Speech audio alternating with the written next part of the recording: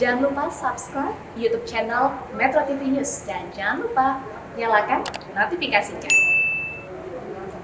Pemirsa, konten YouTube Ganjar Pranowo yang berisi pemberian bantuan sosial ke rumah kader PDIP Temanggung rupanya menyinggung perasaan tuan rumah. Bagi Fajar Nugroho, kader PDIP Temanggung, pemberian bantuan kepadanya hanya demi pencitraan Ganjar di media sosial.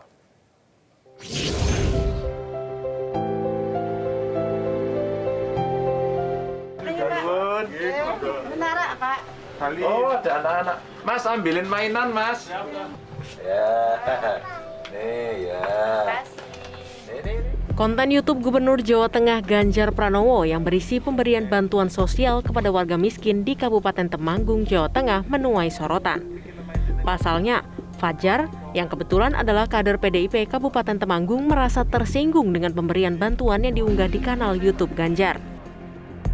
Dalam konten tersebut, tim medsos Ganjar menyoroti kondisi rumah dan keadaan ekonomi keluarga Fajar yang hidup sangat sederhana. Ganjar pun memberikan bantuan kepada Fajar berupa sembako, mainan anak-anak, dan sebuah ponsel pintar. Setelah konten tersebut riuh di media massa dan media sosial, Fajar merasa kecewa karena merasa menjadi objek pencitraan Ganjar. Ia pun mengembalikan bantuan yang diberikan Ganjar ke kelurahan setempat. Itu memang orang nggak punya, tapi saya memang tidak mau kalau kemiskinan saya itu diunggah hanya untuk sebuah pencitraan. Ada unggahan kok seperti itu, dan itu kok mengatasnamakan partai gitu. Padahal partai kita sendiri masalah bantuan itu memang sudah ada, kita memang selalu bergotong royong.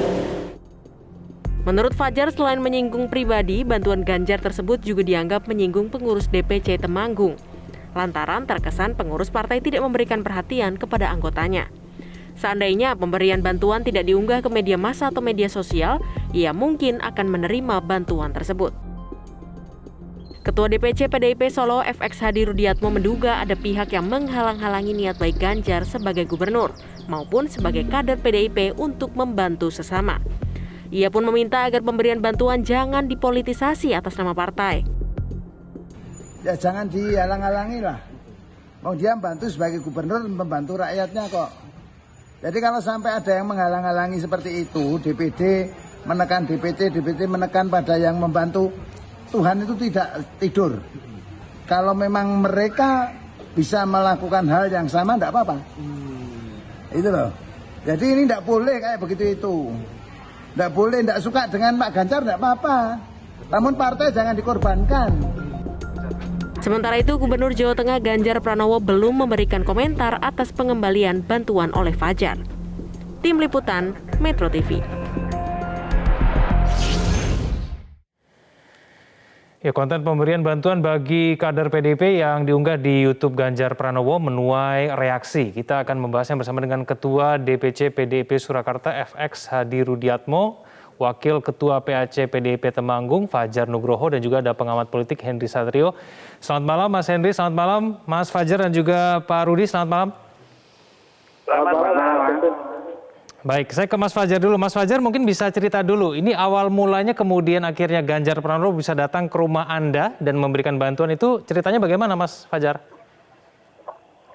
Saya sama sekali tidak tahu kalau ada kedatangan Pak Ganjar karena tidak ada konfirmasi dari pihak manapun. Jadi tiba-tiba datang aja begitu ya, Mas Fajar? Iya. Oke, pada saat itu menurut Anda tujuan dari kedatangan Mas Ganjar ke rumah Anda untuk apa?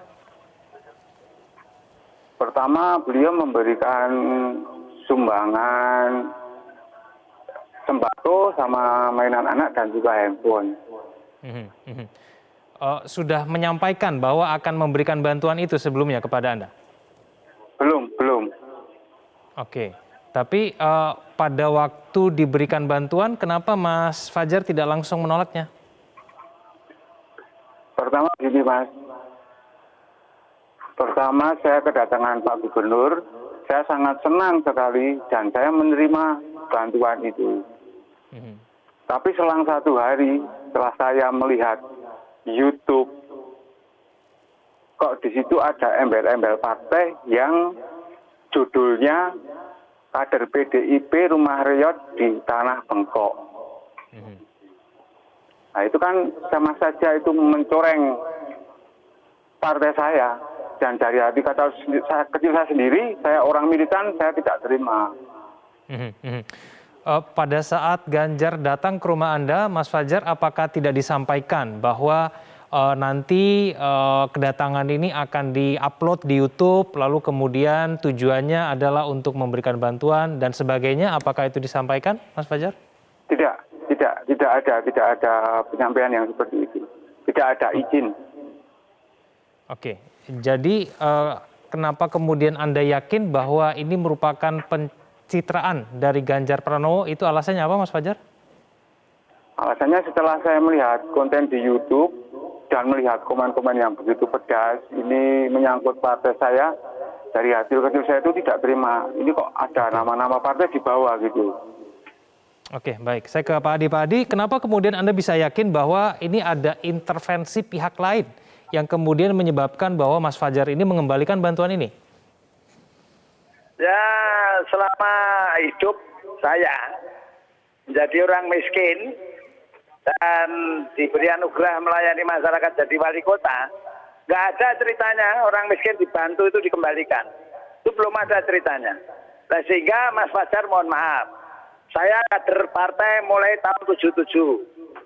Jadi namanya kader militan, ini mohon maaf, mau diunggah di media sosial, mau di media cetak, mau di media elektronik tingkat nasional, bagi saya nggak ada persoalan. Karena gubernur itu punya tanggung jawab kepada rakyatnya yang ada di Jawa Tengah, tidak memandang ini dari partai manapun.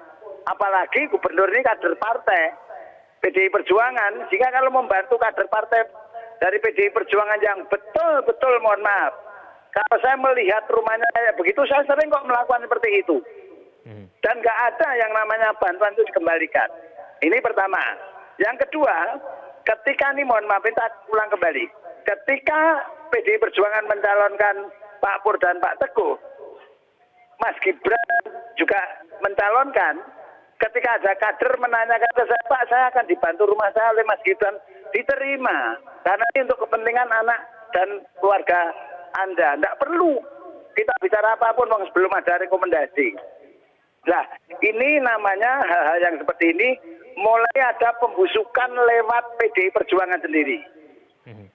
Nah, sehingga kalau seperti ini diterus-teruskan, tidak ada peringatan dari DPP, DPD, ya PDI Perjuangan 2024 pasti akan turun suaranya.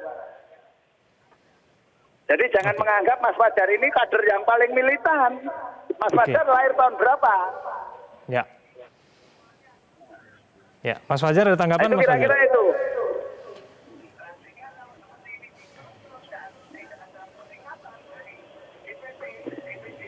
Halo, Mas Fajar? Iya, halo Mas. Ya, mungkin mau menanggapi mengenai pernyataan dari Pak Rudi?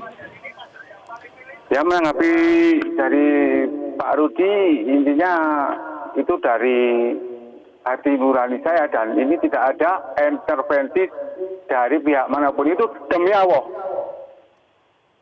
Tidak usah Oke, menyebut nama Tuhan. baik. Tidak usah menyebut nama Tuhan. Tidak usah, Oke, baik. tidak usah. Saya Nanti bumerang pada diri Anda sendiri. Oke, baik. Saya ke Mas Henry Satrio dulu. Mas Henry, apakah memang menurut Anda unsur pencitraan dari bantuan Ganjar Pranowo ini sangat kental? Ya, kalau saya tadi mendengarkan apa yang disampaikan oleh Pak Rudi, kemudian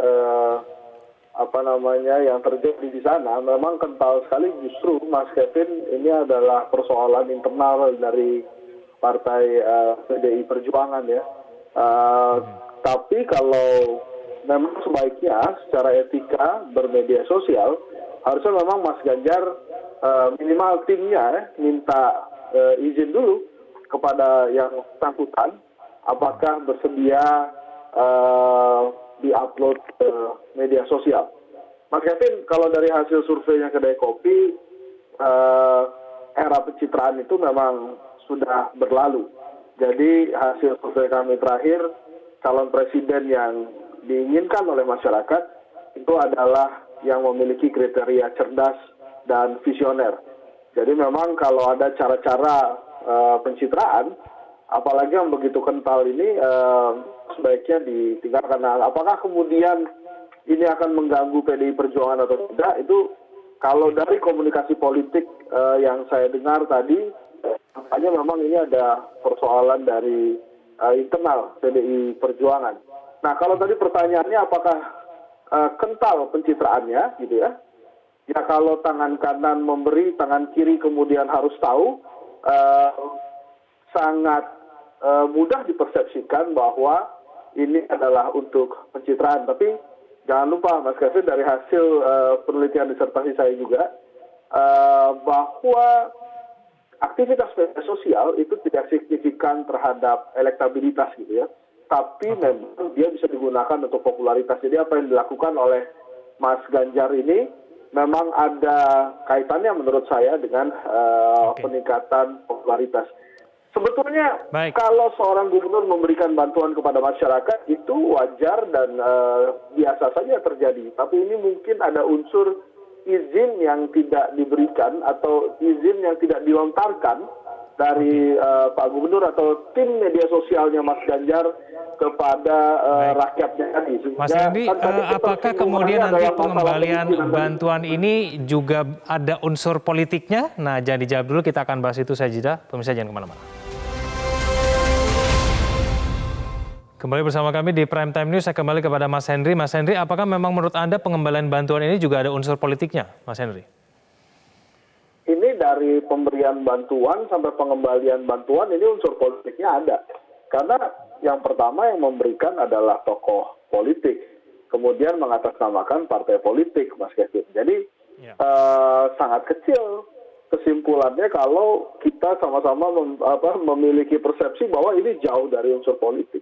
Semuanya ini memang diawali dari sebuah kegiatan politik. Jadi kalaupun kemudian dikembalikan, ya akan ada imbas politiknya terhadap si tokoh yang memberikan bantuan. Nah, tapi apakah kemudian ada motivasi untuk menurunkan elektabilitas Mas Ganjar? Saya yakin Mas Fajar nggak punya keinginan untuk itu. Jadi ini murni adalah karena ketersinggungan saja. Kalau tadi saya dengar ya, kalau dari pesan komunikasi yang disampaikan Mas Fajar, ini ada ketersinggungan saja. Kenapa kemudian kemiskinan saya diupload di media sosial? Karena memang tidak mudah juga, Mas Kevin, untuk memberikan izin mengeksploitasi latar belakang pribadi seseorang. Tapi kalau pertanyaannya apakah ada unsur politik, karena semuanya ada unsur politiknya, ya maka saya persepsikan ini ada unsur politiknya, walaupun tadi itu niat sesungguhnya saya yakin Mas Fajar nggak ada keinginan untuk menjelekkan Ganjar atau menurunkan elektabilitas Mas Ganjar. Oke, baik. Saya kembali kepada Mas Fajar. Mas Fajar, apakah memang ada tekanan begitu kepada Anda untuk melakukan pengembalian bantuan ini? Apakah ada komunikasi dari pihak DPD ataupun DPC, siapapun kepada Anda terkait dengan bantuan ini? Tidak ada sama sekali. Oke, baik. Tidak ada sama sekali ya, Mas Fajar ya? Iya. Baik, apakah memang Mas Fajar tidak pernah menerima bantuan dari kader PDIP yang lain? Seperti selain dari Ganjar Pranowo atau mungkin kader yang lain begitu? Tidak pernah? Ya, saya sering menerima, tapi tidak pernah diunggah dan itu hanya lewat offline saja. Beberapa waktu yang lalu juga ada bantuan dari PDIP yang kemudian bergambar Puan Maharani. Nah itu Mas Fajar menerima tidak? Ya, saya juga menerima. Oke. Tapi menurut Mas Fajar itu bukan pencitraan ya? Bukan, karena itu kan dari atas sama partai. Oke, baik.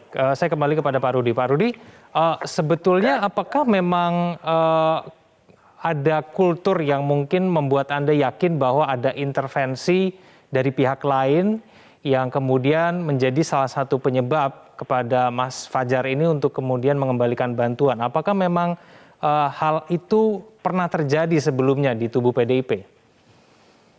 Jadi hal itu bukan pernah terjadi, sering terjadi. Ketika masa tahun-tahun politik dalam proses pemilihan anggota DPRD, DPR RI, DPRD provinsi maupun wali kota, gubernur, itu ada kayak begitu itu.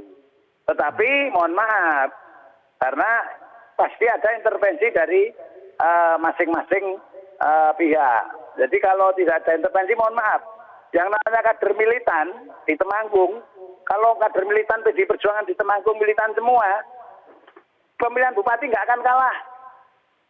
Nah, bicara itu aja. Kalau militan, jadi begini, tanpa ada intervensi, nggak bakalan itu dilakukan. Ya saya pernah merasakan orang miskin kok. Dan sekarang pun saya juga tidak, sebagai orang kaya tidak. Namun saya miskin harta berkah, miskin mental musibah. Itu kata Mas Fajar. Buktinya itu apa gitu Pak Rudi? Kenapa kemudian Anda bisa yakin bahwa memang intervensi ini dilakukan? Kalau tidak mau menerima ya pada awalnya lah, jelas itu. Ketika Ganjar datang ke sana itu kan mesti dapat informasi sebagai gubernur bahwa di sana itu ada warga masyarakat yang kebetulan rumahnya berdiri di tanah bengkok dan Ganjar berkunjung ke sana sudah membawa, karena mohon maaf, gubernur ini ke sana kemari bawa bekal. Saya dulu juga ke sana kemarin bawa beras dan lain sebagainya. Begitu tahu ada warga masyarakat yang membutuhkan, kita beri. Namun saya setuju. Saya punya prinsip kok, tangan kanan memberi, tangan kiri nggak boleh tahu. Itu prinsip bagi saya. Namun kan lain orang kan akan berbeda. Nah, untuk itu mohon Mas Fajar nggak usah demi Tuhan nggak usah. Pasti itu ada intervensi internal. Menurut saya itu disudahi.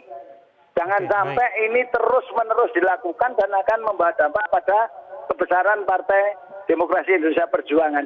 Mbak Puan pun juga minta di media sosial kan kok nggak ada persoalan bagi saya. Selama Ketua Umum belum mengeluarkan rekomendasi, semuanya sah-sah saja untuk melakukan pencitraan namanya atau apa namanya, itu sah.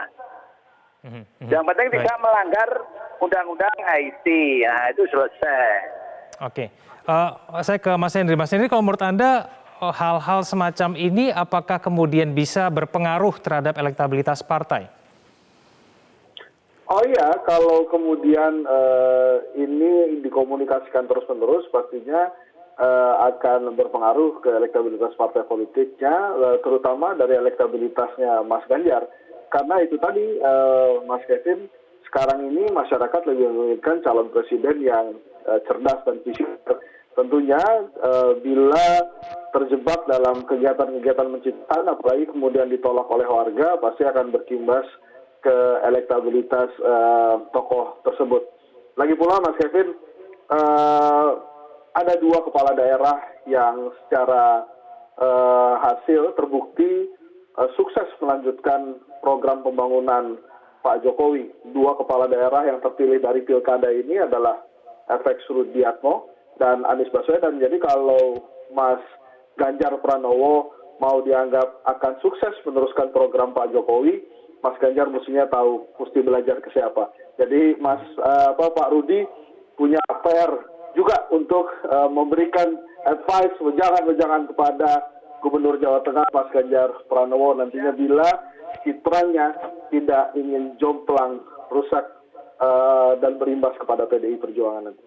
Oke, pertanyaan terakhir saya berikan kepada Mas Fajar dan juga Pak Rudi. Ini kalau misalnya nanti Ibu Megawati Soekarno Putri sudah memutuskan berkaitan dengan pilihan politik apapun yang nanti akan diputuskan, apakah kemudian nanti baik Mas Fajar maupun Pak Rudi ini akan berada tetap satu komando begitu di bawah Ibu Megawati? Mas Fajar, silakan.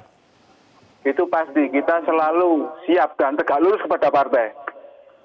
Baik. Pak Rudi? Oh ya jelas, saya ini kan kader partai yang punya prinsip, punya sikap dan punya komitmen pada PDI Perjuangan dan Ketua Umum kok. Ketika Bu Megawati mengeluarkan rekomendasi A, ya hukumnya wajib A ini untuk diperjuangkan dan dimenangkan. Dan pesan saya pada media saat ini, kalau besok calon presiden yang akan datang itu, yang mengganti Pak Jokowi itu, presiden harus punya 3 nga. 1, harus presiden punya kewajiban untuk ngayomi bangsanya, ngayomi negerinya. Yang kedua bisa ngayomi membuat tentram republik ini. Dan yang ketiga bisa ngayani. harus bisa ngayemi dan ngayani. Itu rekomendasi Presiden 2024, Ketua Umum bilang A, Rudi tetap seperti celeng A. Tidak perlu ada minggak-minggak ke sana kemari. Oke, baik. Terima kasih Mas Fajar, terima kasih Mas Henry, terima kasih Pak Rudi telah bergabung sama kami di Prime Time News. Selamat malam.